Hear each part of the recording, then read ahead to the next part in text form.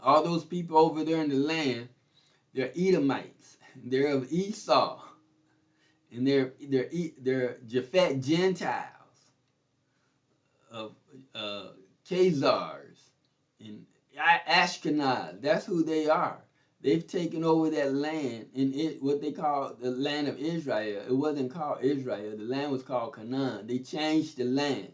They changed the area and made it the Middle East. But the area is part of the continent of Africa. But they didn't want you to know that, so they call it the Middle East. Because all those folks are Africans. Even Abraham, part of that continent, and so are we. But they changed the land mass to the Middle East.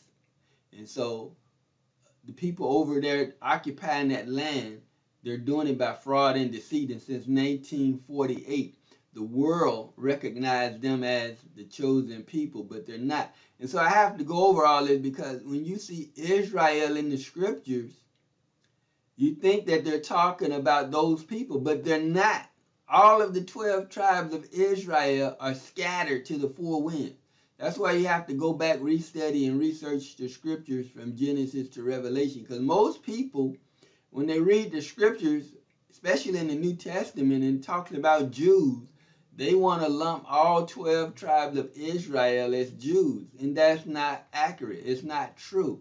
Israel is 12 tribes. Jews only represented really 2 tribes. The southern kingdom of Judah was Judah and Benjamin in Jerusalem. They were called Jews. The rest of the 10 tribes were not called Jews. They were called Israel. Or in the Old Testament, they were called Ephraim. And Israel was divided into 2 kingdoms when Solomon sinned. And so it was 10 tribes of the northern kingdom and 2 tribes of the southern kingdom. And the southern kingdom was Judah and Benjamin, called Jews. The northern kingdom was Israel or Ephraim. The northern kingdom sinned before the Most High, and the Most High scattered them among the Gentiles. Gentiles are mentioned in Genesis chapter 10. Japhet, Gentiles.